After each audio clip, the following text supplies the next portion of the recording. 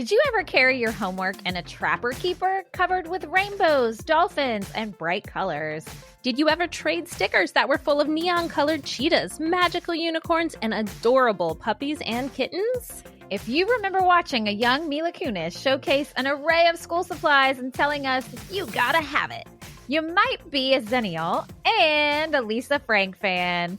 Hi, I'm Danny. And I'm Katie. Welcome to Generation in Between, a Xennial podcast where we remember, revisit, and sometimes relearn, and sometimes get our heart broken. For real. All kinds of things from our 80s childhoods and 90s teen young adulthoods. Yep, and today, if you didn't guess by our intro, we are talking about Lisa Frank again. Yes.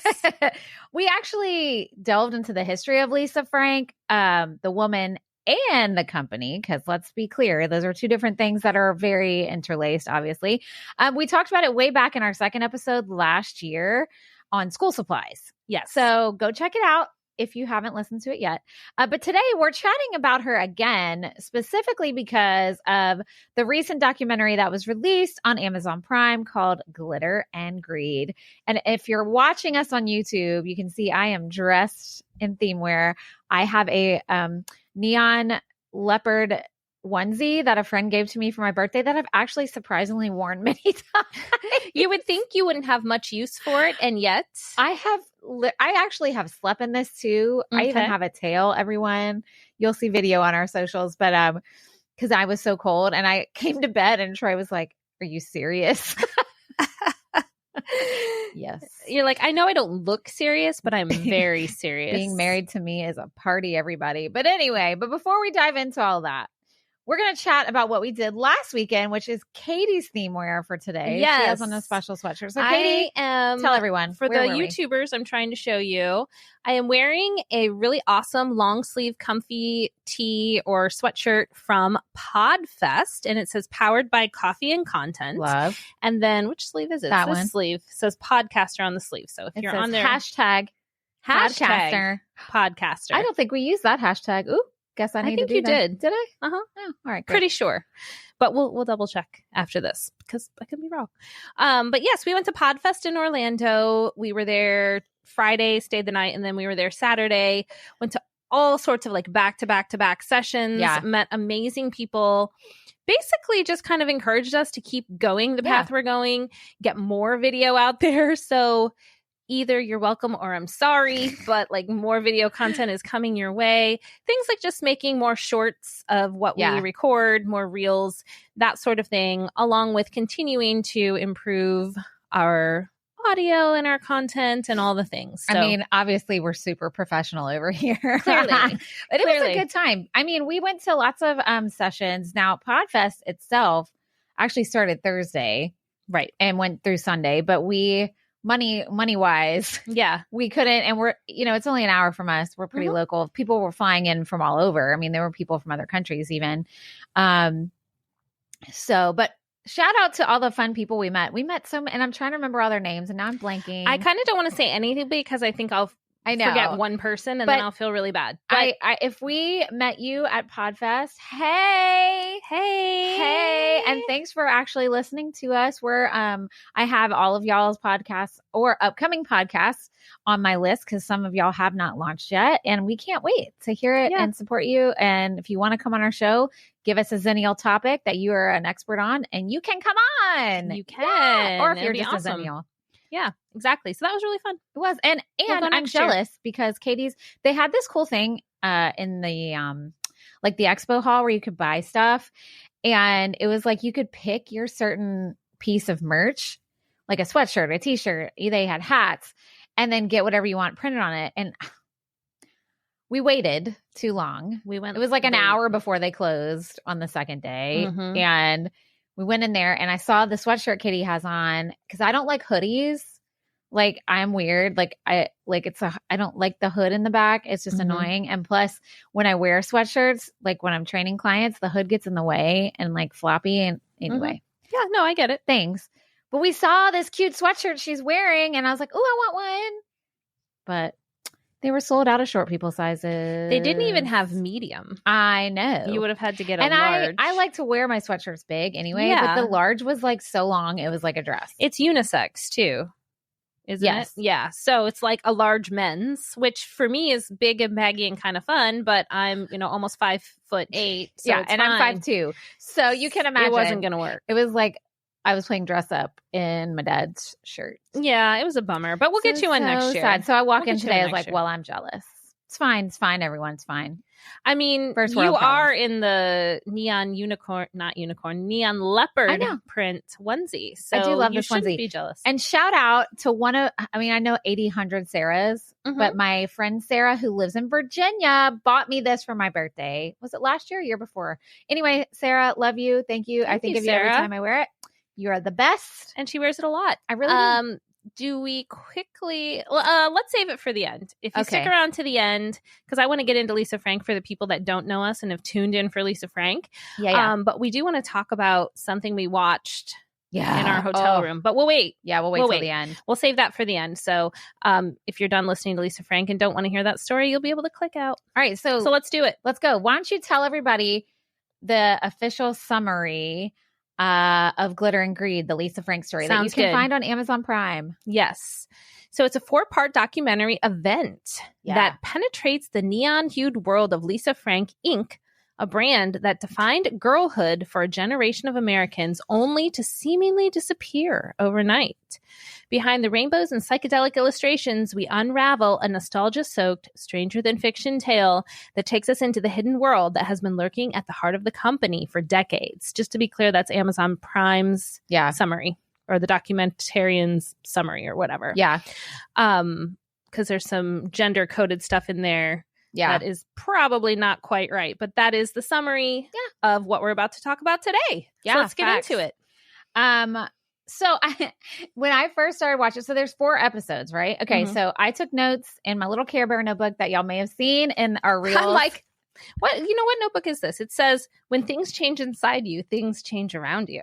Katie's so inspirational, and I'm like, Care Bear tabs. I'm like, which inspirational journal shall I write in today? It's this one. It's so funny because I have so many notebooks and stuff that I use for random shit, and Katie literally is like a big journaler.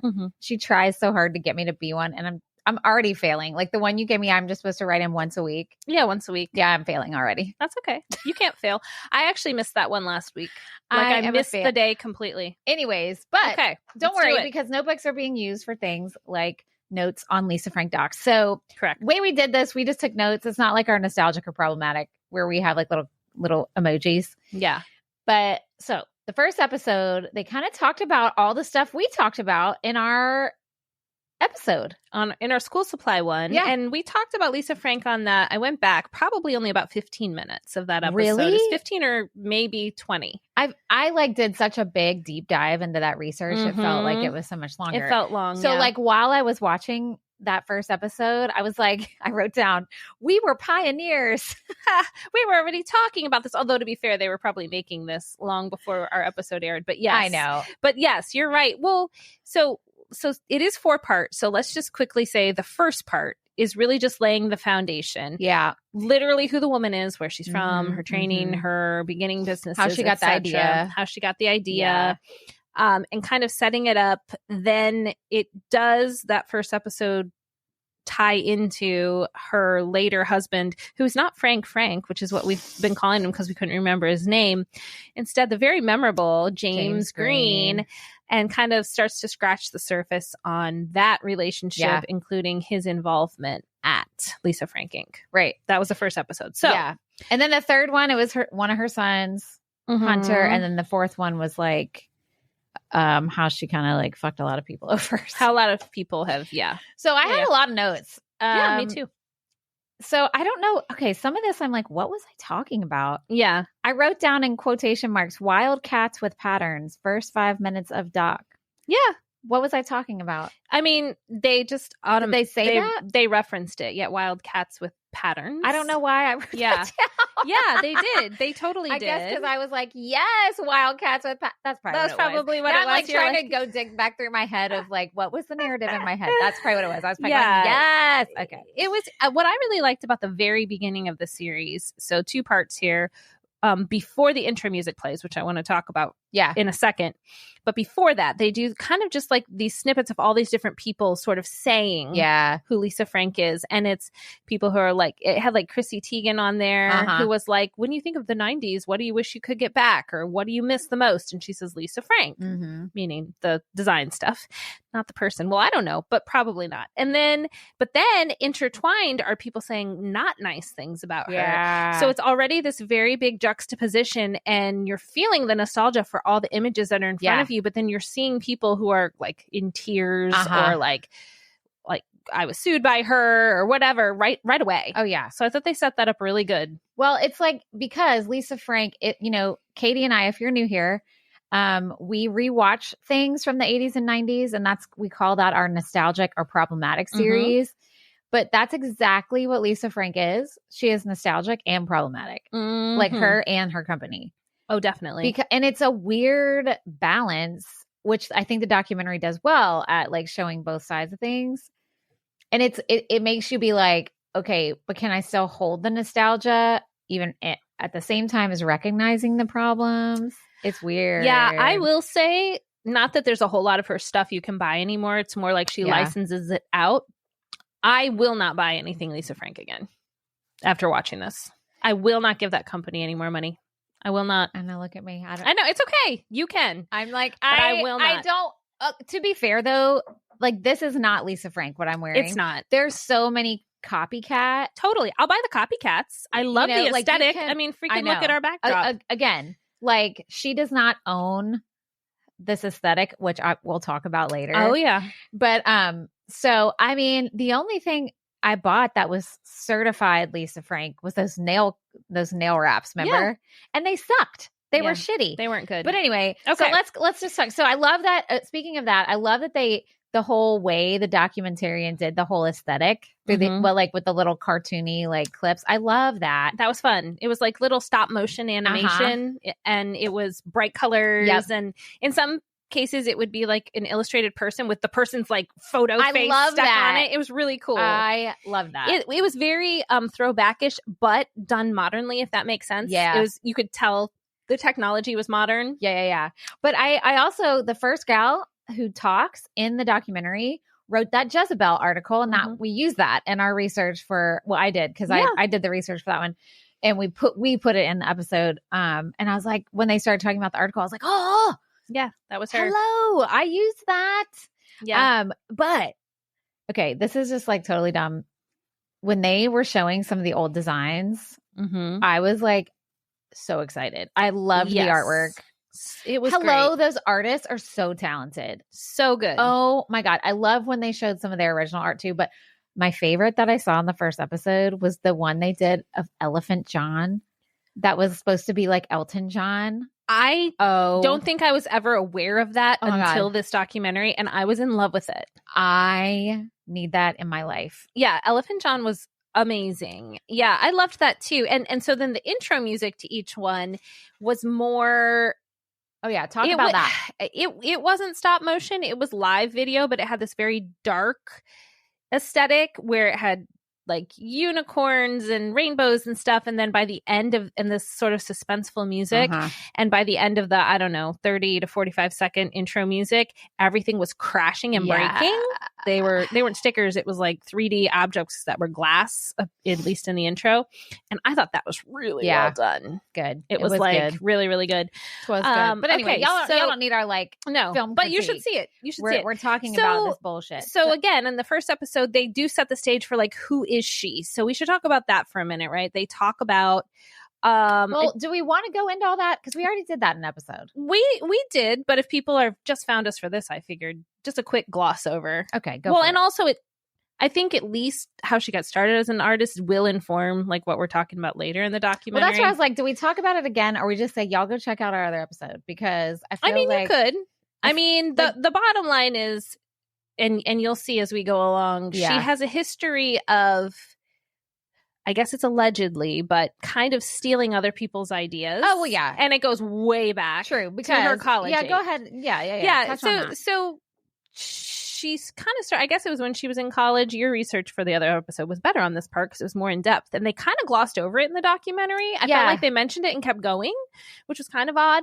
But she would go to reservations, like indigenous reservations. Yeah, right? She was in New Mexico. Arizona. I think it was Arizona.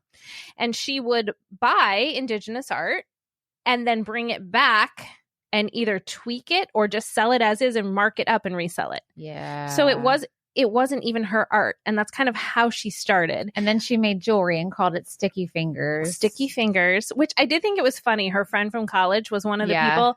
And they were like, do you know why she called it Sticky Fingers? He said, I guess because she always had glue on her fingers. Nah. I mean, I don't know. But so I mean, she tends to steal ideas from people. So we'll just keep that in mind as we go on. And we did talk about that in depth. We did in our past episode. Big time. You can find it. It's pretty easy. Find it. It's easy. I thought it was funny too when you said the Elephant John. I wrote down that I really liked the punk poodle and I knew you would. Cleocatra. Yes, Cleocatra. Oh my God, they were so cute. So once they start talking about how she actually launched her actual Lisa Frank ink. Yeah. And then she brings in James Green. James Green. Who is this? I will say he's clearly a talented artist. Oh, no. He is talented. And I will say he did. And we'll talk about, we'll just do it now. He did come on the documentary. Lisa Frank is not on this documentary at all. She just gave this dumb generic statement. But that's that lines up with her from the past. She was never very into being in the public eye like that. And I don't know why. I don't know if she had social anxiety or I didn't know what she looked like till this documentary. I'd never looked her up. I did just from our research before, but there's not a lot. Mm-hmm. Well, and before this documentary, it was even harder to find stuff because she didn't really do a lot of interviews. Like she had that one that they kept referencing, but that's one of the only ones she did. Yeah. Even in her big heyday. But, oh God, when he came on, I'm like, okay, here we go. And I went into it already knowing he was a dick. Right. But then he presented himself as a dick instantly. Yes. Well, when people were talking about him, okay, like they had video of him at the wedding too. Like, and did you pick up on that? Like his body language, like the way he was talking to people, not just her. I was like, because all I wrote down was yuck, video of him at the wedding. Yeah. And I think one of the first things he said when he came on, I don't know if I wrote it down, but he said, Lisa Frank, I am Lisa Frank. Oh yeah. He said that in the second part. That was the second part. Okay. Or he said, I am the documentary or something like that. Yeah. A Lisa Frank documentary. I am the documentary. Something like that. So I will say over the arch of the 4 episodes, I found him a little more sympathetic as it went on. Not excusing the way he treated people because that was not it. But I was a little more sympathetic to the art/company ownership stuff. Yeah. As the documentary went on, because despite his attitude and everything else, he really did build the brand. And then when they got divorced, he got none of it. Yeah. And I don't know. I just felt like, and as an artist, I could see just in those moments, he seemed a little more human to me. You could see the sadness in his eyes. I think that one of the documentary producers asked, do you wish you still had some of that, your original artwork? And he looked heartbroken. Yeah. He was like, yeah, of course. Like, I wish I had my art, and you really could kind of just see. And then, of course, there's family dynamic stuff from when they get divorced. It's incredibly sad. So anyway, I found him to be a little more sympathetic as it went on, especially as we start to kind of understand the way that Lisa Frank is. I think when he was first like, oh, it's all me, blah, blah, blah. I was like, oh my God, poor Lisa Frank, because this guy's just mansplaining, which he was doing. Which he did. Well, and he was very just, I don't know. Well, nobody, like we always say, nobody is just one thing, right? True. So like nobody is just all bad, all good. There's lots of different levels here. Mm-hmm. Like, and you can be a shitty person at work and be a great person at home or vice versa. Correct. Like I've known people who their coworkers love them, think they're amazing, but they're absolutely awful in their home life. Of course. Of course. So, that's just an example. So he's not like, I don't know. I still don't like him very much, but I don't really like her very much either. I think that's my point. So like I started to be like, well, she's pretty terrible too. And toxic, I don't know. I feel like most people at our age have had a toxic relationship at some point in their life. Yeah. Like I feel like it's just in some of various levels. Sometimes they're absolutely really terrible. Sometimes they're not. But when you are with a toxic person, it brings out all your toxic things too. It's true. You know what I mean? It's true. I've definitely known people in my life like that as well. Where they act totally.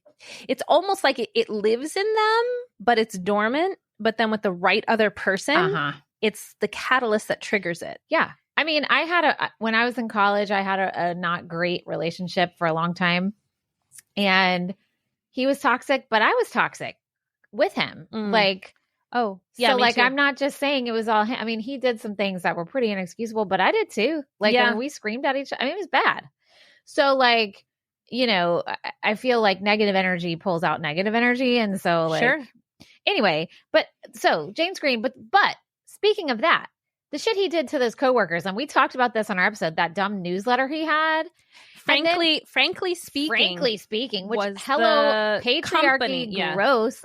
He was so gross, and all his little rules and stuff. And then I felt so bad about that one lady who was like, "Oh, I have to leave early." And then he was like, then he would padlock the door because she was trying to like get to an appointment for a kid or something like that. Yeah. And he would padlock the door so people couldn't leave. And then the one person who they were just expected to work late, but he hadn't brought in food with him and he was diabetic. Right. Well, so he stayed an hour. It was like 6. Yeah. And he tried to leave and then he got fired. Not that night, but like the next day or something. And they deny it. Well, we'll get into that. But yeah. But I do think I think that speaks volumes. Now, granted, this documentary is just some sides of the story. Right. But when you have that many people who worked at a company that felt a way, but it was interesting because some people, even though it was problematic, they said, I loved working there. It was, like even though it was a shit show, right. It was a great whatever. But anyway.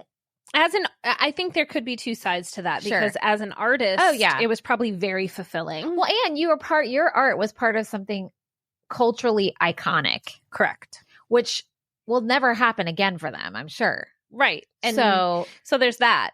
But then the unfortunate downside, there was the man on there, I think he worked there for 4 years, who was saying he'd driven home contemplating taking his own life. Oh my God, yes. Because it was so toxic. And he and also just the discrepancy in wealth too. They didn't delve too far into it, but at least a few of the people they interviewed hinted at the pay not being great. Yeah. Depending what your position was. Yeah. The one artist, and he shared a few things that he'd done.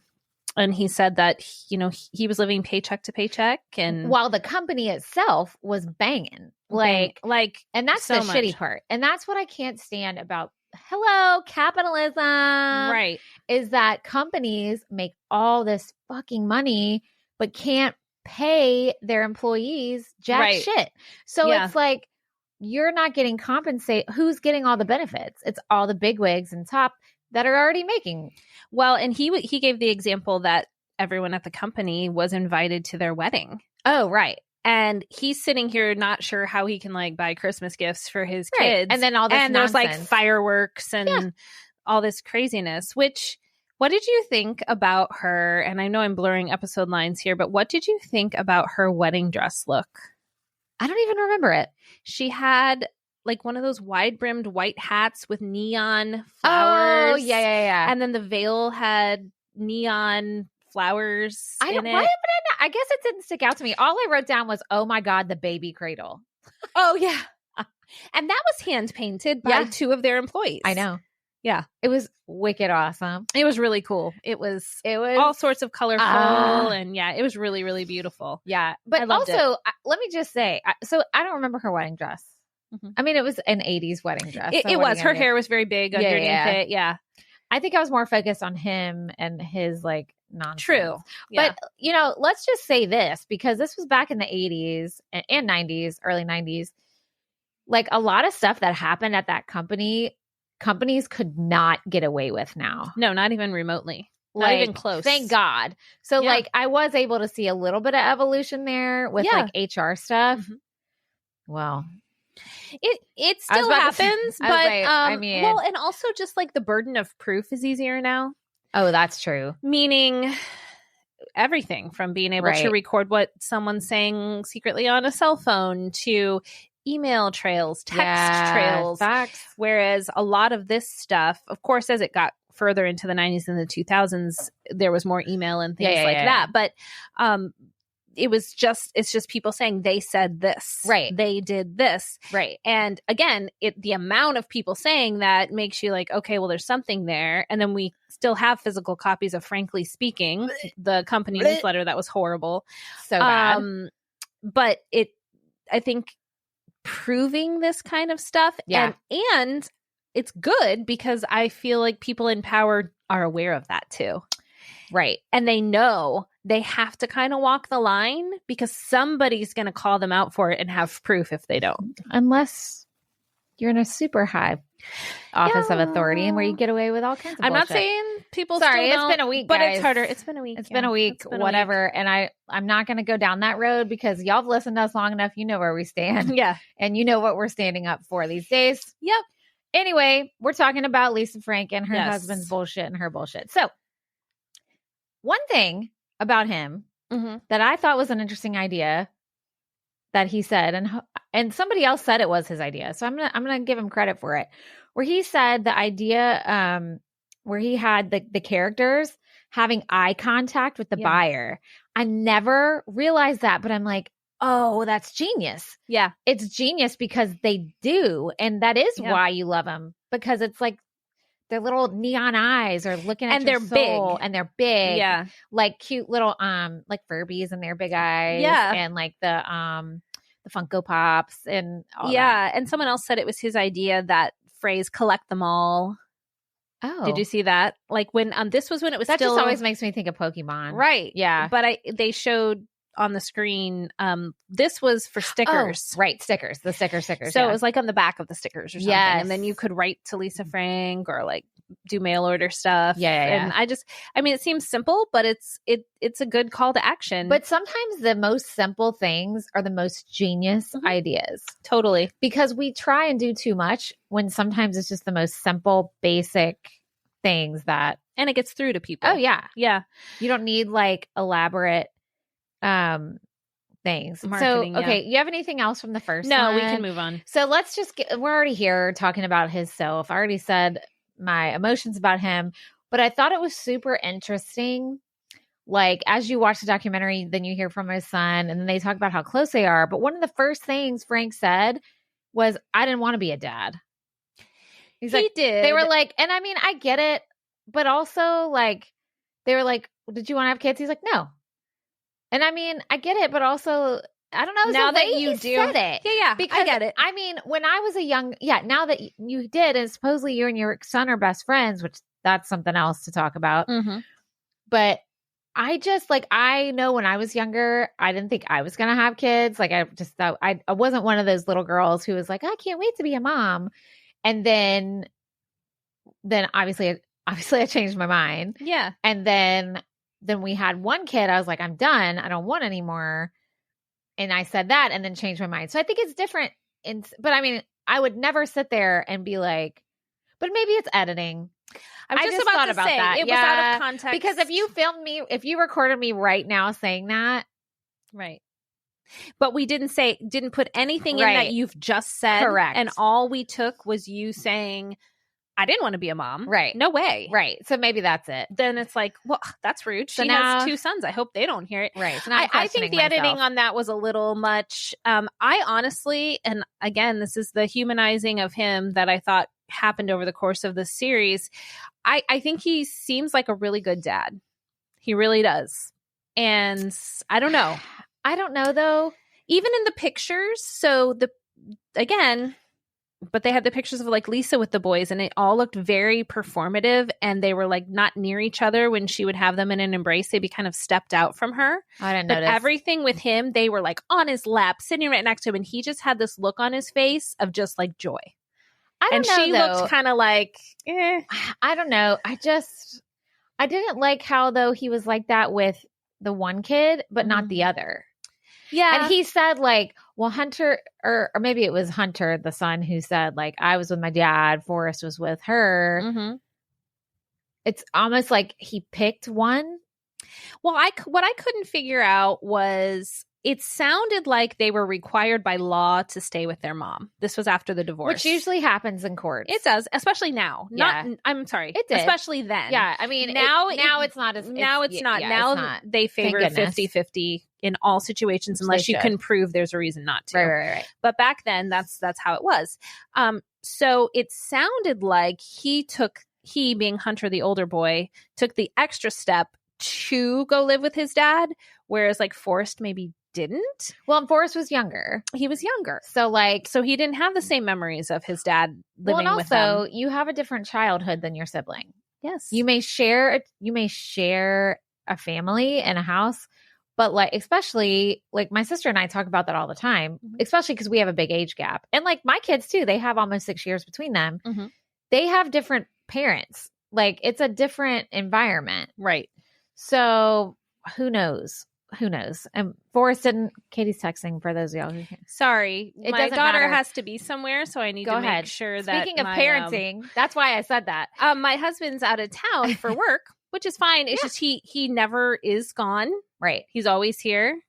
So we have 4 drivers in our house, but we have 3 cars. Right. So he has a car. I have a car because I'm here. And then my son has a car. But my daughter, who can drive but doesn't have a car, needs to be somewhere. Right. So I've asked my son to take her. And if there was a reason he couldn't that I wasn't aware of, I would have to like leave like right now. But he just said he can take her. So we're good now. 5 kids, guys. That's what happens. And then there's, 3 more just chilling at home. I hope they're okay. But anyway, I say that because Katie is always she's always on duty for more so right now with my husband out of town. Yeah. I understand that. That was a life I lived for a long time. Anywho's. Back to it. Yeah, I think the divorce thing, I think that the way that was explained too was very indicative of the times. And I'm not saying it doesn't happen now. Yeah. But the whole mom gets the priority for having the kids with her and dad gets every other weekend, which if you think about it, that's 2 out of every 14 days that you're with your children. Can you even imagine that? Yes, because my parents were divorced. But that was a standard. It was. And I just think about, like, as a child of divorce, and so is my husband, it's hard. Even if the divorce is needed, like my parents and his parents should not have continued to be married. Like, I think they held on as long as they could for whatever reason it was, but they did not need to be married. And that happens. But it is traumatic for everyone. Like, I can remember, like, and so in my case, my dad moved out and we stayed in the house that I grew up in because I was 9, 10-ish. But he would come pick us up for like his weekend. And I never wanted to go because it was just depressing. Right. And I'm sure that was so hard for him. Like I would scream and cry. Like, can you imagine your kid being like, I don't want to go spend time with you? Yeah. And it wasn't that. It was just everything felt so foreign and weird. And like my stuff wasn't there. And like I didn't really want to go because it just was just this. And plus, well, other things. But it was just like, I just imagine like for kids it's traumatic. For parents it's traumatic. It's just traumatic. It's just a hard. And I think it's a hard thing that they really showed that well in this. Yeah. And the effects of it still linger. Oh yeah. I mean, the older one, it seems like lives with the dad, James now they're in Mexico. Is that where they were? I think that's where he said they're out Mexico. Of the country. Yeah. And then, I mean, I assume Forrest is a grown person at this point, but him and his mom are still close wherever they are. And it's this many years. I mean, they're both grown adults and this is still the case. In the final episode, James said something. He said, that Hunter's my best friend or whatever. And he said, Forrest is a work in progress. Ugh. And it's just, and that I felt the sadness in that, like that it's unfortunate to him. Yeah. And so, and again, for her, she didn't come on the documentary. I know. And I feel like that hurt her because I'm sitting here talking about this man who people have said was terrible, is whatever. Well, and he was. Padlocked the doors, and he was. That does not And I'm erase it. saying, but I felt like he was humanized a little. I can't say that about her. We Because know there was nothing. It just her blank statement. That was like, right. Whatever. Well, here's the thing. So let's talk about her. So what do we think the deal is with her? Like, I wrote this down. I was like, what's her deal? Like, I said she wasn't the greatest either, because in my research for our other episode, I didn't have any of this stuff on her. It was mostly the stuff that was out there was about him. Yeah. So we didn't really talk much about didn't. her being, and I'm like, it seems to me like they both have some like issues, right? Yeah. Like maybe mental health for her. I think for her, there's some kind of mental health trauma stuff untreated from who knows what. Yep. But then I was like, are we being fed a different narrative now? Like what? I don't know. Like it's like, what's the deal? Well, and like, why her silence? Is it just because she has social anxiety? Is it just because she has control issues and doesn't want her words? Like, what is it? Like, so what do you think her deal is? That's a great question. And again, like you were saying about the different employees saying what James did, I think this documentary had it's told from so many different perspectives that it did make me realize that she's got a pattern of stealing other people's things. Yeah. Not giving people either regular credit or financial credit for it. Yeah. And it's a pattern that dates back to when she was buying things on the reservations and reselling it with a markup. You know, all that work James did, she managed somehow in court to fight him long enough that he didn't get any of that or his original artwork, which to me, some of that's rightfully his. Yeah. And then, this is later on, but we might as well talk about it now. We get into other creators who, again, didn't know these things about her necessarily, who wanted to collaborate with her. Glamour Dolls, right? Yeah. This makeup company, makeup startup. And then Tassel Fairy. Yeah.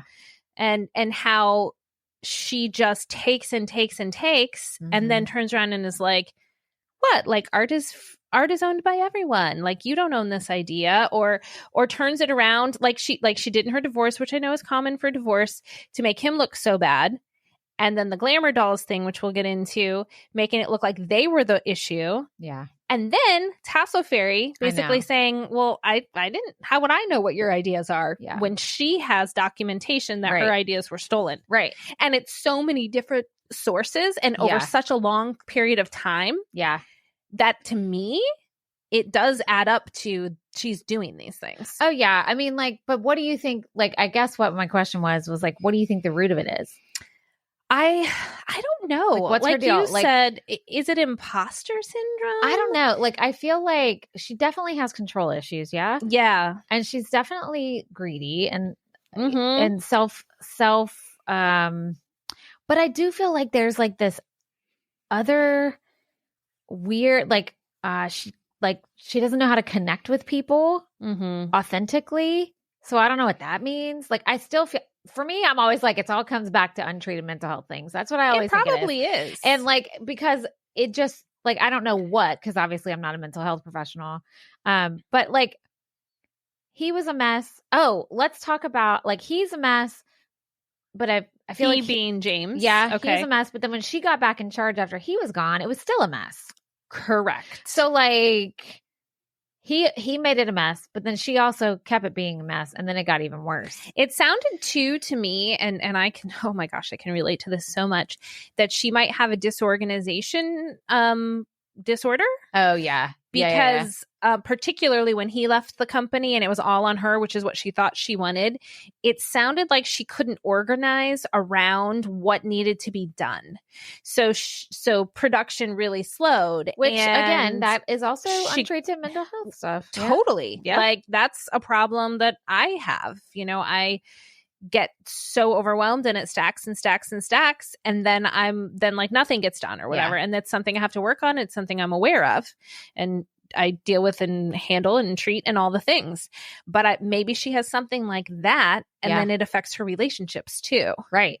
Which, speaking of relationships, I feel bad for the kid because he comes off like an ass, But I also wonder what narrative he was fed by the dad, because that's who he was with. Like, now granted, he has his formative memories, but it's interesting when you talk about memories, because not everything we remember is factual. Right. I think I listened to Malcolm Gladwell do a podcast series about that or something, or maybe it was one of his books, about how even something we remember, somebody else could remember totally different. Yes. So then where's the truth? Is somewhere in between. That's what they say about eyewitness accounts. Yeah. We talked about that with true crime or whatever. Yeah, that you can't really rely on them, because 5 different people will say something different. Yeah. And they're not lying. Yeah. It's how they remember it. Yeah. And I feel bad for him, because I feel like he comes off kind of but he came from, parents who didn't have a healthy relationship, that affects you. I don't know what narrative he was being fed by the dad, because my mom, when she was angry, and I'm sure she probably regrets some of the stuff she said, but she would tell me, stuff about my dad, like when I was a young kid, and I would carry that into whatever. Yeah. And when you interacted with him. And I mean, I mean, listen, I'm an adult who makes mistakes constantly. And so I'm not going to throw a bunch of hate towards my mom. She's doing the best she could, but also she did tell me nasty things about my dad. Well, he's selfish and he's that and blah, blah.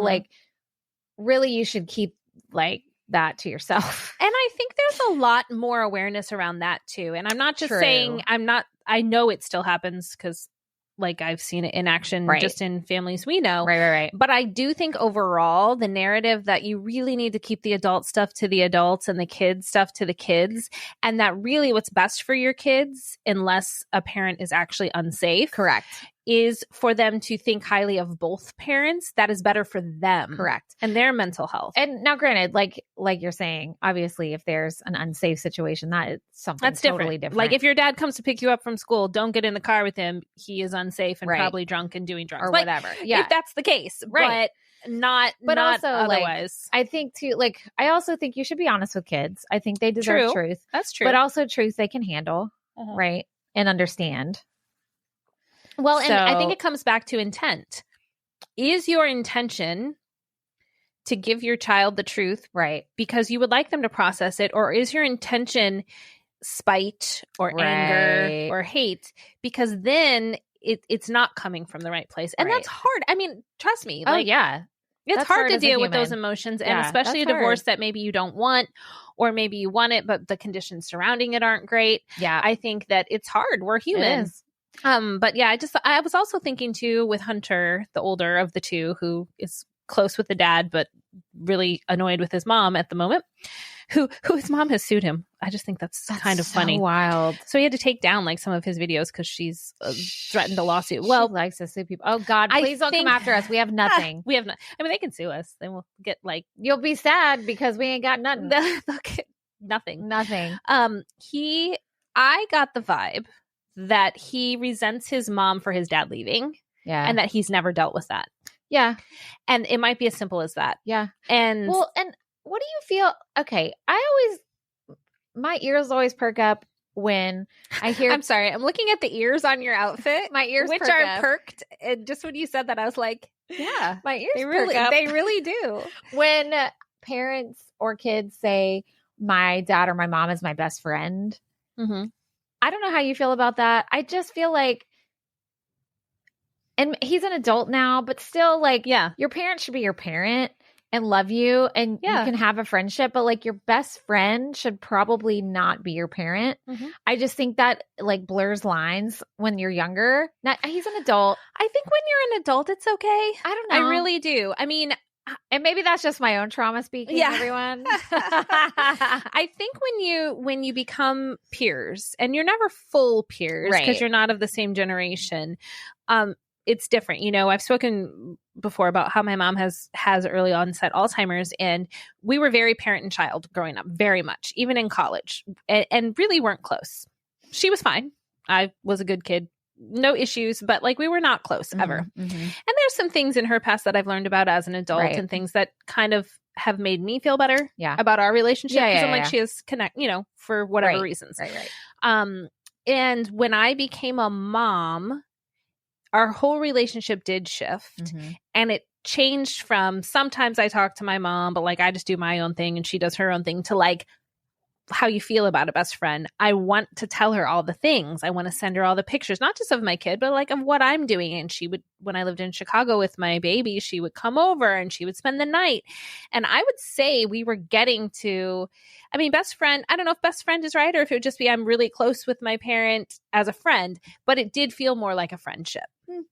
And one of my biggest moments of grief has been because we had kind of a and then we had a wow, this is how it can be, and then it ended so quickly after that discovery.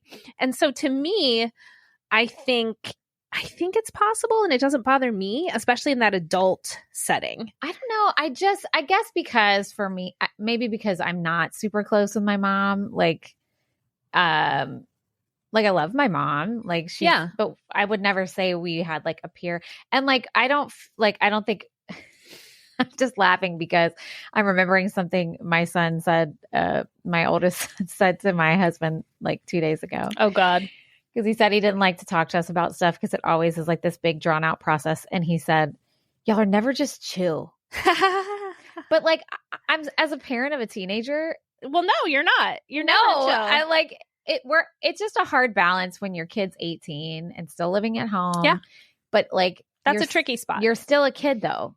Like who pays all your bills? Mm-hmm. You still have a lot of growing up to do. You haven't left yet. Like you still need parenting, even though legally you could go to jail as an adult. You could. Yeah. Do you know what I mean? No, I totally So anyway, I was just thinking about that because like, I guess like I never want my kid, like, you know, I see it with like teenagers and parents where I find it to be problematic when they act more like friends, like parents that like allow their kids to do things maybe they not a great idea. I'll just put it that way. Yeah.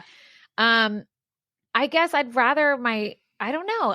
It's to me, it's always like a little, I wouldn't say it's a red flag. I wouldn't say it's a green flag. I say it's a beige flag where I'm like, I'm always just like, whenever I hear a parent or a kid saying like, oh, my mom or my dad is my best friend, I'm always like, I think it depends on the age. And maybe because too, I like when I think of friends, like also like, if your husband's your best friend, great. My husband is not my best friend. He's my husband. Like, I just feel like it's a whole different level of partnership, like of relationship. It's a deeper relationship. Correct. Than that. Yeah. It's a partnership. And I need to have best friend outside of my marriage. Mm-hmm. Like I need a best friend outside of my kid. I don't know. I get that. Do you know what I'm saying? I will say I could see one day Cooper referring to you as his best friend. I don't think so. I could see it. I mean, that's her younger son. He's 12. Especially not right now because I am not now, but I think in like 10 to 15 years. I don't know. I could see it. So. I don't think so. I mean, I love my kids. They're great. Yeah. And I hope that even with all like the rocky stuff and apparently we're not chill and you can't talk to us because it takes us a week to make decisions. I hope eventually they do feel comfortable. And like, that like really bothered my husband. Like he was like, aww. Because you want your kids to want to talk to you. And we try, like we both come from like broken marriages and like traumatic things. Like we try so hard to not do the things that we didn't enjoy from our parents. Mm-hmm. Like we try really hard and it's like, we're still fucking up. Like, well, you know what I mean? It's like, we try so hard and then you know, those moments as a parent where you're like, shit, like I still messed it up. So it's just, he was having one of those moments. Right. Yeah. And it's like one of those times, but anyway. No, I feel you. Moving on from, did you look how funny that is. You look at the little cat. You got to do it like this. I did. Because you're a leopard. There it is. Now for y'all that are just listening to us and you don't see the video, you just need to go look it up. I'm doing weird things in my hands and I love it. Cat-like. You're anyway, you're me. Also, let's just flip the script and talk about something else that's not sad. Although this whole thing is sad. The Factory. If I could have seen it in its heyday. It's in Tucson. I know. Tucson, Arizona. It's interesting because it's a very modern shape. It's just like this giant square. It's almost like a full block, but it's kind of out in the middle of nowhere. Yeah. And it's everything you would think a Lisa Frank factory or warehouse would be. It's beautiful, kind of colorful glass on the outside, and then when you go inside, it's like Lisa Frank like spewed everywhere, like the colors, the rainbows, the unicorns. And I thought that it was a very, at least what they showed in the documentary, very modern look inside too, like very clean. Yeah. Stairs. It'd be like if our podcast had a company, that's what it would look like. Honestly. Like for reals. You know what's funny that you said that? When I was watching the Tassel Fairy part of this, it was someone who decorated her whole apartment in Lisa Frank style. I was like, if we ever have a dedicated studio, it needs to be like paint the cupboards hot pink, like a leopard print table. I was like dreaming it up. I was like, oh yes. Same. So let's jump into all that then, because we're moving into like the last episode, which is where they talk about all of this. Let me quickly interject, because we didn't say anything about Rondi yet. Oh God, she got on my damn nerves. Did she get on your nerves? Yes and no. Oh. Again, they humanized her toward the end with me. And do you know how? Do you remember the part that maybe would have made me like? It made me roll my eyes. Really? Where he said, "Are you tired?" That part where her husband came in. Yeah, it made me roll my eyes. Oh, that's my own trauma. So real quick, we don't have to spend a lot of time on her. Rondi was like, I think the singular HR person there, which is wild. Yeah, for a big company. And so she was there during the heyday, well over a decade, etc. And she was known as the enforcer. Yeah. So if mostly James, but sometimes Lisa didn't like something, whether it was your drawing, whether it was because you left at a normal time because you're diabetic and needed food, or whatever it was, they wouldn't come to you. Right. Rondi would call you to her office. Rondi? Wasn't it Rondi? It was Rhonda, I thought. Oh, James called her Rondi. Was it Rondi? I think it was. I wrote Rhonda. Well, whoever she is. Let me see. I'm like, as you said that, I was like, wait a second. Let me look. I thought it was Rhonda. Well, either way, hello? So that you all don't have to wait for us. She was the Rondi Coots, Rondi, the senior. Rondi? Oh no, Rondi's the designer. Rondi's this one. I can't. Okay, she's not the enforcer. She's the other one. She was the senior designer with the cute all right. hair. So just to clarify, everyone, there's a Rhonda. Yes, that was her name, Rhonda. Okay. There is a Rhonda. Sorry, and there's everyone. a Rondi. Okay. That was where I got confused. Rondi was a senior designer. She was a designer, yeah. And seemed really cool, by the way. Yeah. I liked her. And Rhonda was the enforcer.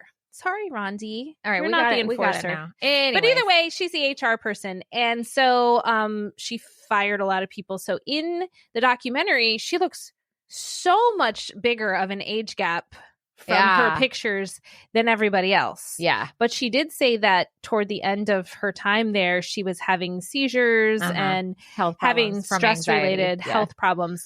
And anyway, so she seemed oblivious to the fact that people called her the enforcer and that like people didn't like her.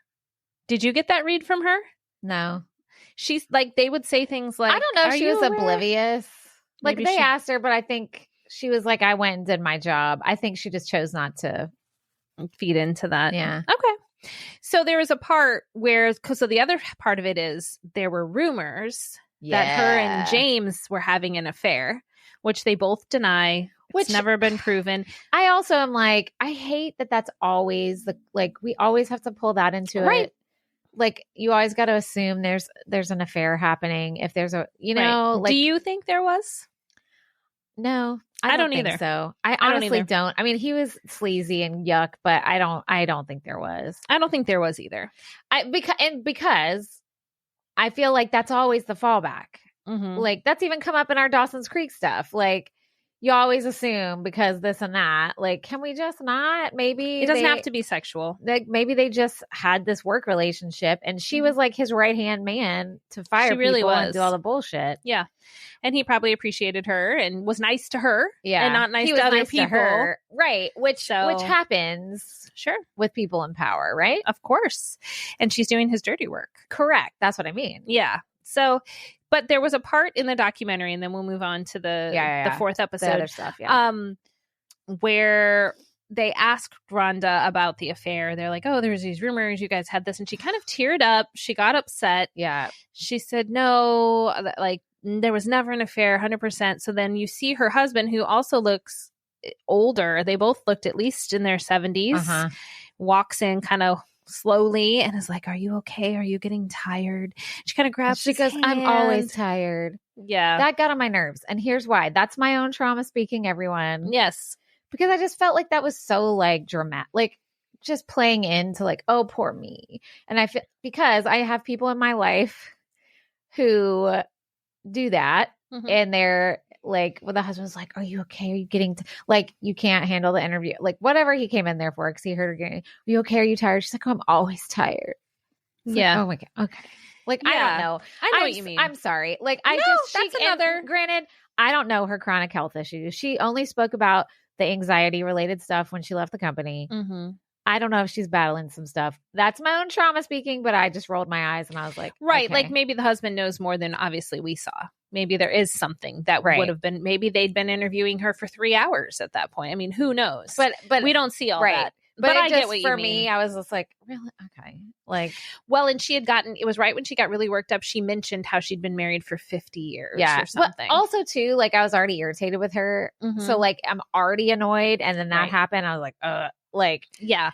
Like she just got on my nerves, just the way she was talking about stuff.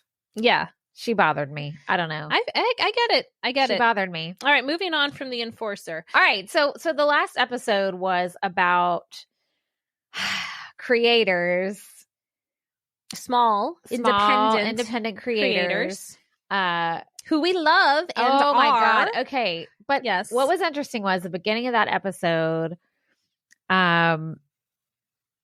the lady who was part of the Glamour Dolls company said nostalgia is big business. Yep. I was like, girl, preach. It so is. Because, I mean, hello, that's what our whole podcast is about. We ain't got big business, but right. Maybe one day, but it is big business because, so why do you think that is? Why do you think nostalgia is big business? Well, particularly for the 90s. I think it's because everyone who has that nostalgia is our age, and we are at the age, not everyone, and this is coming from a place of privilege, that we can buy the things. And we want our kids to know about the things. Yeah. And so therefore, and with social media, people are, and podcasting and things like that, people are reminding us of those things constantly.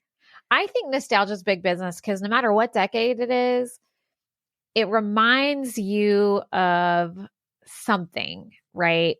And I feel like people who are the biggest, well, no, that's not true. I was going to say the biggest components of people who love nostalgia are like middle-aged or older, but that's not true because younger people also like the nostalgia because it's cool. Like it's retro. Absolutely. Right? Because when I was in high school, I was like obsessed with like the 60s, right? That was retro to me. Like I loved wearing bell bottoms and all that stuff and like hippie culture and all of that. Totally. And so I feel like because nostalgia, you miss the idea of something, but like the reality was shit was still problematic, but it reminds you of like probably an easier time or what you think was an easier time. Definitely. And nostalgia is usually the fun stuff. It's the leopard print onesies. It's the highlights the stickers of that time. The music. Yeah, it's the highlights the of fashion, the time, not like the bullshit. It's not like the political turmoil or the recession that happened or whatever, it's those things. And so I think so. I mean, I think that's why it's big business. And if you can pull at someone's heartstrings, whether that's nostalgia or whether it's not, but you're able to make some emotional connection. Yeah. People who love Disney, you're able to, which is a lot of people, including people in this room. I love Disney. I was looking at your Belle cup and that's what made me think of it. Her Belle coffee mug. But I think that if you can pull on their heartstrings, who cares if they already have one Belle mug, you do another Belle mug, and this one's got a little bit different. You pull on something different, you're going to buy another one. Right. And that's, I think, how nostalgia is too. Right. For sure. Okay, so let's talk about the Glamour Dolls. Oh my God. Okay, so first of all, if you haven't watched it yet, Glamour Dolls was a startup makeup company. Was. And they're animal or cruelty-free and vegan. And so they were it's two people. Peter, why can't I think of her name? I don't know. I'm going to just call her Rondi. Just kidding. No. I'm teasing. Anyway, they had a male and a female. Yeah. co-owner creators who seemed like good friends and got along great. They weren't friends until they were working and on we the won't go business. into all the details because watch the documentary to see. Totally. But it basically was, like Katie was saying, a makeup company. And they were getting pretty big, like on their own. But everything was affordable. Yes. And they had an idea because they were kind of young and hip and cool. They had an idea to collaborate with Lisa Frank. They were like, how would, whatever happened to Lisa Frank? How do we get hold of her? They said they just went online and looked up public records. So funny. And they just kept calling random numbers. And then someone answered and the guy was like, is this Lisa Frank? Totally what I would do if I called somebody. Hello? Is this Lisa Frank? But all of that, eventually they did get in contact with her. And go ahead. Sorry. And so like they were thrilled because she seemed interested in collaborating with them. And they did a Kickstarter. Yes. Right. So she found the Kickstarter, right? And she even was like helping them advertise. Like she wrote a letter to like the Kickstarter people. But oh my God, you guys, the products. I want them.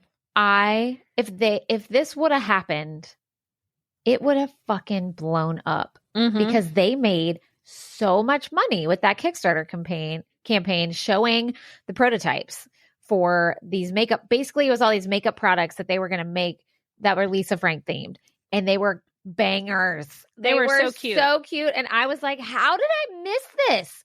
Like, how did I should have wrote down what year it was because I was probably having babies or something. I want to say it was 2017. Was it that close? Yeah.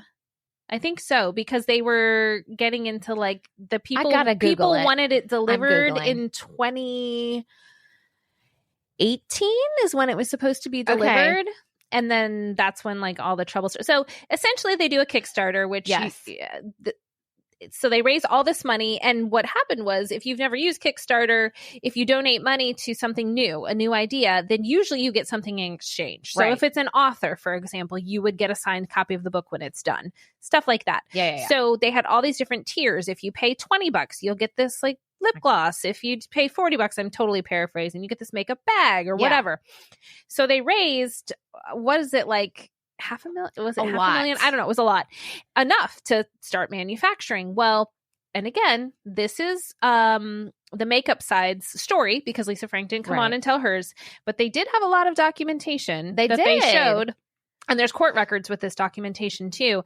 Essentially, Lisa was excited at first and demanded quarterly payments from them, starting with $100,000. Out fucking outrageous. Yeah. It was like started at like $100,000, but then when a year went by, she renewed it for $250,000 every quarter, and she was dragging her feet. So she would, in the contract, it said she had to approve all the designs.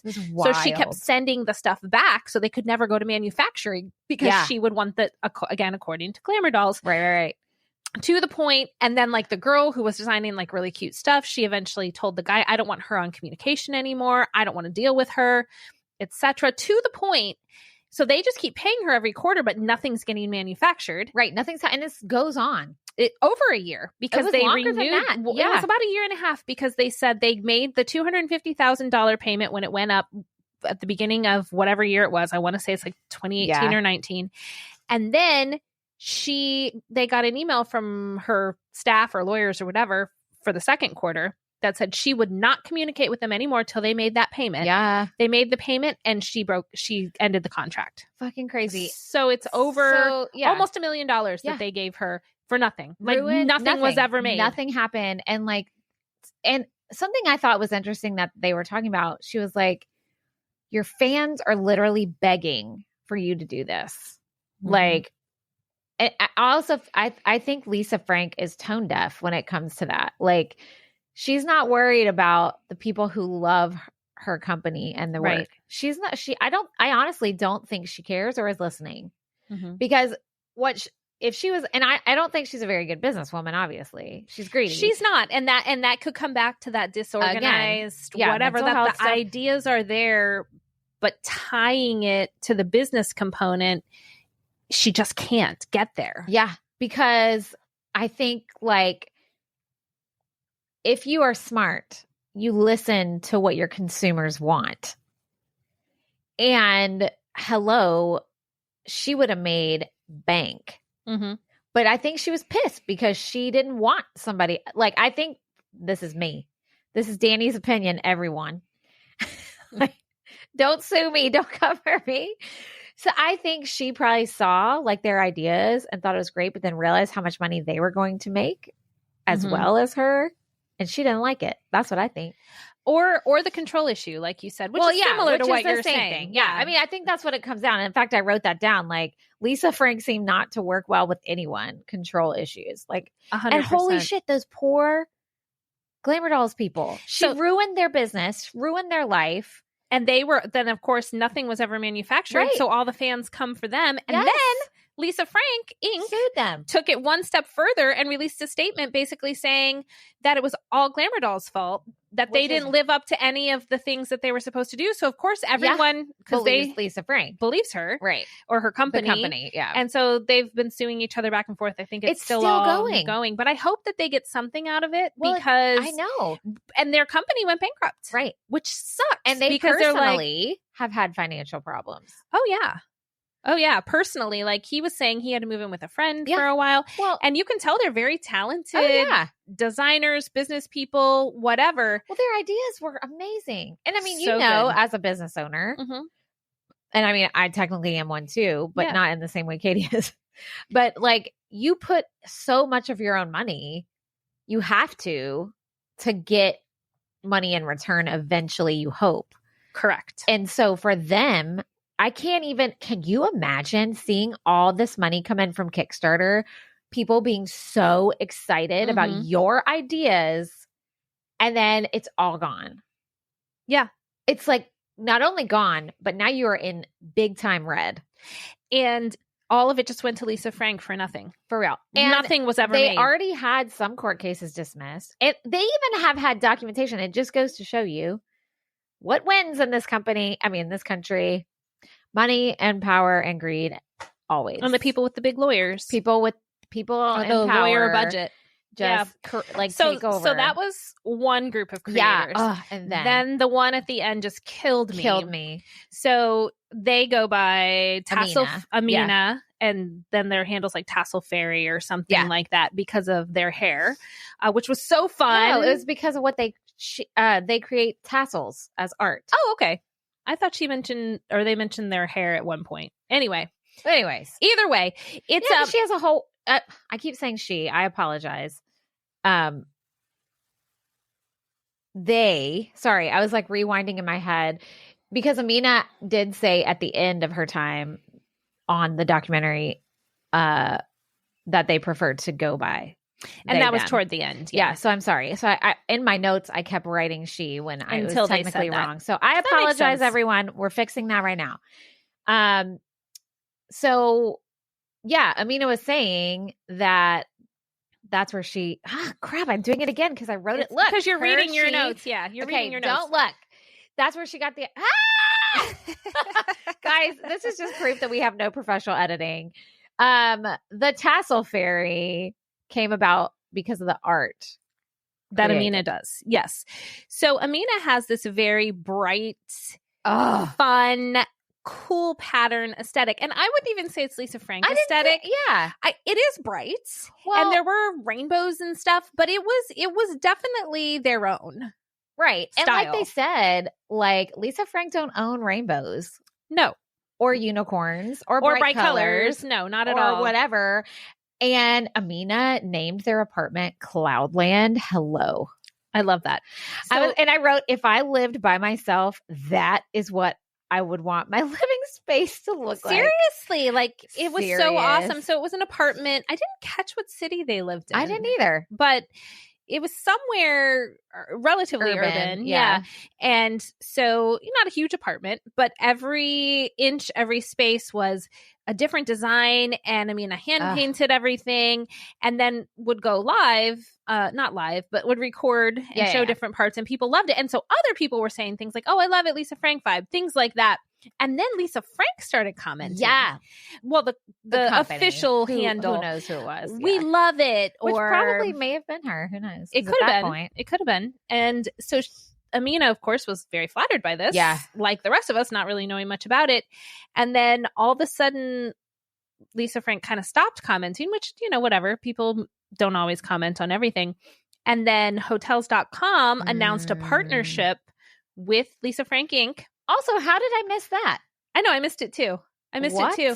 We're so out of it. And they shared all these pictures of, it was like an apartment you could rent for the night. That was a Lisa Frank apartment, and it was across the street from where Amina lived. Was it? Did you catch that? I did not. Amina said it was in the building across the street from me. Whoa.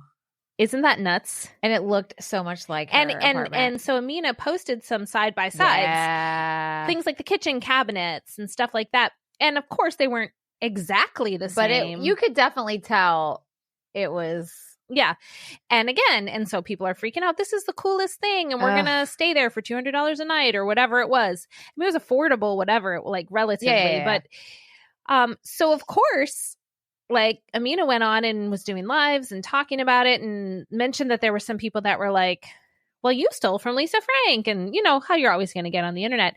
But honestly, when you saw that stuff side by side, it was crazy. And then Lisa Frank Inc. took it a step further during 2020 when a lot of people put up the black square on Instagram. She did performative allyship, everyone. Yes, which Lisa we Frank discussed did on our last episode. And so Amina called Lisa Frank Inc. out in their own videos and basically said, you know, how you going to do that when you literally stole from a black creator.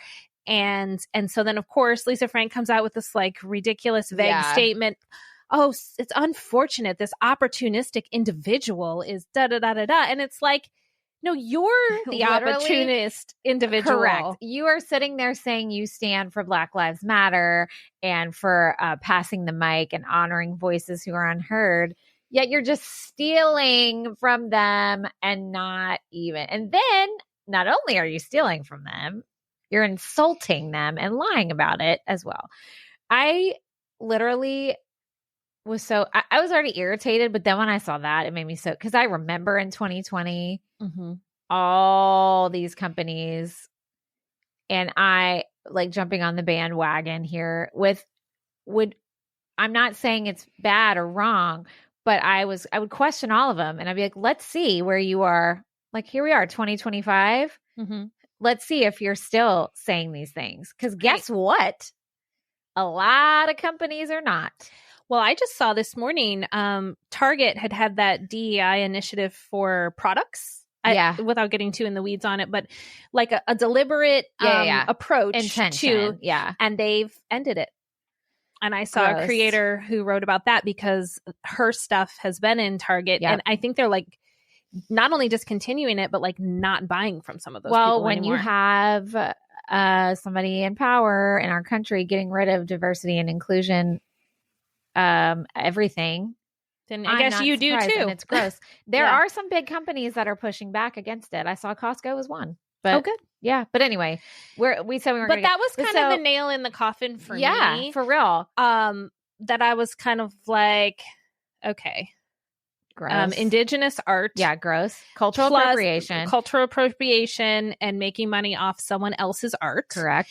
Even like the James Green / other employee stuff. Yep. Using their creativity and art of other people. Yep. With literally your name stamped on it. Yep. And then the Glamour Dolls stuff. And then the Tassel Fairy Amina stuff. And then I was like, this is too much. This sucks. Like, because it's such a happy, cheery, fun brand that makes you feel so good about yourself. But it's sort of like when you know better, you do better. And I'm like thinking to myself, at least the way that it stands now. Yeah. Unless the company sold to someone else and they do things differently, which I don't think is going to happen. I thought I remembered when I did research for our episode, her younger son, Forrest. I think you're right. But they never said that in this documentary. They didn't. That was weird. Yeah. Maybe they don't want to get sued. Maybe there's something there that's not allowed to be published. I don't know. But thankfully, as you mentioned earlier in the episode, there's lots of, for lack of a better term, sort of knockoff things. And Lisa Frank doesn't own rainbows or unicorns or whatever. Facts. And so we can still enjoy the bright colors and the aesthetic and cute animals and unicorns and rainbows and all the things, but not give our money to that. I mean, I'm not going to. I know. Unless It's something so hard. changes. It's like, I don't support Chick-fil-A as a company, but sometimes I go get those waffle fries, guys. Like, I can be a hypocrite ally, and I will say that. I'm going to admit that. And I try really hard not to. I really do. And it's just like Amazon. Like, I try not to use Amazon. Right. I really try to support local, but sometimes I got to go on Amazon because I can't get it anywhere else. So I think that, though, this one is pretty easy to not support. Right. Because she does not. And so is waffle fries, by the way, guys. I'm calling myself those two both. Amazon's the harder one. Keep me accountable here. Yeah. I also, anyway, that's nothing. Oh, no, this is what I wanted to say. Speaking of that hotels.com thing, I have had this idea and I'm trademarking it right now, so nobody steal this from me. Ever since I watched Schitt's Creek years ago, and they like redid the whole motel. Yeah. I have wanted to buy a motel, like a beachside motel here in Florida somewhere, and call it the Rainbow Connection. Hold on. It's so good. I'm waiting. And each room is like a different color. Like you could stay in the red room. I mean, obviously there'd be multiple, but like a little small, fun. And not only that, but it would be called the Rainbow Connection, and it would be very inclusive and supportive of LGBTQ events, all the things. But I mean, Rainbow Adorable Connection, every room's different color. And I mean, everything in the room is that color. I love that. You have like different textures, different fabrics. Yeah, but everything curtains, is red. You whatever. go in the red room, it's red. You go in the yellow room, everything's yellow, which would be a little trippy. It might be. Depending on the color. And then you could have a lobby that's just rainbow everything. Yeah, everything. And then like, the beach little pool, or if beach there's a furniture pool, will be rainbow furniture. everything. Girl, I'm going to do it one day. I love that idea. I'm good with ideas, but my business accoutrement I think you could do it. I don't think so. And there are some beachside motels around here that could use a little makeover. If anybody has a lot of money and you're good with business things, I'll come give you ideas. Honestly, yes, Danny can do all the things, all the planning, all the marketing, part, all the stuff. can't. But as far as like actually purchasing the property and the insurance and all that, if we can find someone to be a silent partner, how about that? Who just wants the money once it starts rolling in. Well, I need somebody to manage the business side of things. I will come and do the painting, the decorating, the fun things that I'm good at. Ooh, you need a business manager. That's it. Yeah. Okay. Maybe that's your next job years from now. Maybe. I'd be okay with that. Yeah. When you retire from all these other jobs. I would just need a pink room that I could go in and just sit sometimes. Maybe a pink office. Yeah. That would work. Yeah. Anyway, guys, that's neither here nor there. So what else do you have? That's kind of my last sentence was lame ass vague statement at the end. That's my last sentence. What was the lame? Oh, from Lisa. Yeah. Oh, I know. They put it at the end of every episode. But it was essentially, let me see if I can paraphrase. Thank you to all our wonderful fans and all the enthusiasm for Lisa Frank Inc. during the years. We'll continue to make great products, and thanks again, or something like that. Good paraphrase. Something My like that. paraphrase would be blah, blah, blah, bullshit. It was didn't address anything in the documentary. No. Didn't say sorry, not that no they would. Specific. Yeah. Nothing specific. And again, I think she probably missed out on a little bit of an opportunity not being humanized in this. But I mean, why would she start now? Well, because she probably doesn't think she did anything wrong. Yeah. Katie, do you think that she's going to watch this? Or do you think just like her lawyers will watch it? Because I think that she doesn't think she's a problem, and that I think probably one of her things is that it's everybody else, not her. But I feel like James Green is that way too. I feel he's the same way. I feel like he's like everybody else is a problem, not me. Agree. I think she's the same way. I just feel like, and I mean, not everyone is very self-aware. I'm sure I'm not very often. Me either. But how could she, let's say she watched it. Let's say she watched it from beginning to end. How could a person watch that and not see the problematic things they've done? Well, you think it's possible? If you have untreated mental health stuff, I do think it's possible. And also, she also knows beyond what we're seeing. Yeah. Which, well, again, right. We don't know her side. So maybe as soon as she would see someone saying something about the toxic workplace, she would automatically go to, oh, but they didn't talk about this, or this, and all the charity work I did. Or, like, so maybe she'd immediately go to that defensive position. Well, that's exactly what I was going to say. If you are someone, for whatever reason, has a victim mentality, you will always find a reason to put it off of you. 100%. So, yeah. Wow. Anyway. Well, it was kind of a bummer. It was very interesting, though. It was eye-opening. It was eye-opening. It definitely brought up a lot. Yes, the nostalgia aspect. And, when we revisit nostalgia, we see problems a lot. Oh, yeah. Capitalism for sure. Oh, man. Just this idea of independent art and how it can really be appropriated for other things, family dynamics, just everything. It was all in one. Oh, anyway. All right. So we're at the end of our episode. There's something new we're going to start doing. Oh, yeah. Let me tell you about that real quick, and then we're going to end our episode. Do we quickly want to talk about the thing I said to stick around for? Maybe we should talk about, how long have we been chatting? We've been chatting a long time. Let's hour 20. Woo! 5 minutes or less before we do the final thing. So, all right. Just because I said at the top we would. You did. You're right. Good job. Good job remembering. I remembered. I'm like, let's do our last fun thing. Okay. So Katie and I, when we went to Podfest, we did not go to any of like the after parties or whatever. We had wine over dinner at 6 o'clock. At 6 o'clock. We met some people there while we were doing that. But we went up to our room and I said, Katie, there's this movie that I am dying to watch. And I feel like I need to watch it with like a friend, like another woman, like not my husband. It's called The Substance. It's with Demi Moore. It's a horror film, but it has social commentary and it also has comedy, as dark comedy. Definitely. Oh my God. Y'all need to go watch it now. It was great. It was so good. It was so powerful. The acting, chef's kiss. Yeah, from everyone. Cinematography, so great. The special effects. All I'm going to say is blood hose. We were so here for it. I was laughing, not because I thought it was funny. It was a little funny.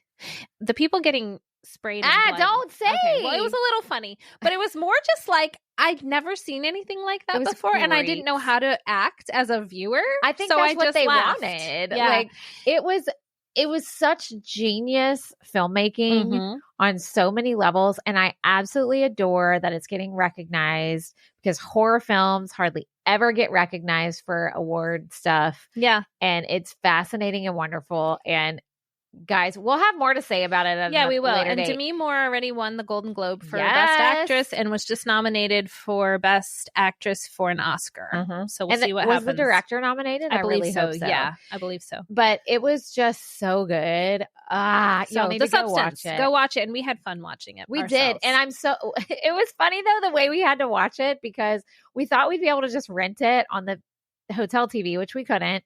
And then I was like, oh, wait, I can like mirror cast it from my laptop. We couldn't. So we ended up being in the bed next to each other with the laptop on a pillow, scooted closely so I could hear it and see it. Yeah. Eating our popcorn and drinking our wine and M&M. Well, we weren't drinking M&Ms. We were eating the M&Ms, eating the popcorn, drinking wine. With this little laptop screen watching it. So anyway, it was great. We made it work. It was like once we said we were going to watch it, we were going to make it happen. We were like, the TV so didn't excited work, about the watching mirroring it. didn't work. We were just like, we're just going to watch it on the laptop. And we're Katie making did not it work. fall asleep. I didn't. That was weird. It was way past your bedtime. Way. And she had been up a really long time. Yeah. Weird. It was great though. Okay. All right. So tell everyone what we're going to do at the end of every episode. End of every episode, instead of us trying to come up with quippy little sentences that we usually fail at greatly, we are going to do trivia questions because we know you guys love trivia. We're just going to do, I have an 80s one. All right. I think we should do one of each decade. Okay. So I'm going to pick 80s today. You do 90s. We have our nice little game. We have the Hella 90s game. And then I bought the 80s one that goes along with it called like Totally 80s. All right. You ready? I'm ready. Okay. So I'm going to pull one from 80s. Okay. And Katie's going to pull one from 90s. Make Sounds sure good. you pull it from where it says draw card here so Troy can continue to be proud of us. I've got it. All right, Katie. What pop star does this belong to? I'm going to explain it to you guys. It is it looks like a giant belt buckle that says boy toy. Is it George Michael? Considering he lived in the closet a long time. Oh. No, I think it's Madonna. Am I Really? right? Yeah, it's Madonna. Oh, and is it a belt buckle? Yeah. She had a belt buckle that said boy show YouTube really quick. Okay, YouTube, can you see that? I guess I didn't know. I did. Yay me. All right. All right. Mine also has an illustration, so All I'm right, going to let's describe go. it before you answer Okay. for the people I listening. love that you said George Michael. I don't know why I said that. Poor George Didn't Michael. people call him that? I'm sure they did, but I don't think he Maybe wore just a belt in my buckle. circles. Okay. In the 90s, so don't guess until I describe what it is, what phrase would accompany this dismissive gesture? And it's a woman with her head turned to the side and her hand up facing out. Talk to the hand. Oh, it's the wrong way. Yep. Wait, what? Oh, it's from the other side. There we go. I was doing it right. Talk to the hand. And what's the second part of that phrase? Talk to the hand. There's a second part. I don't know the second part. No. Talk to the hand because the face don't understand. Oh, I was going to say because the face don't listen. Yeah. What is it? What is it properly? Talk to the hand because the face don't understand. I don't think I ever knew that. Yeah, we got to start saying it just All this right. week. So boy toy, belt buckles. And talk to the hand. Oh my God. But what if George Michael did have a belt buckle that said that and I'm wrong? We're going to look it up. But Madonna had one. I'm public probably first. wrong, but you never know. I know. Okay. Well, anyway, thanks for listening, guys. I know it was a long one. Hopefully you, even if you had to listen to a few sessions, thanks for listening. And make sure you tune in for our Dawson's Creek listen, re-listen, and our bonus episodes over on Patreon. Woo-hoo! And we'll see you next time. Bye. Bye.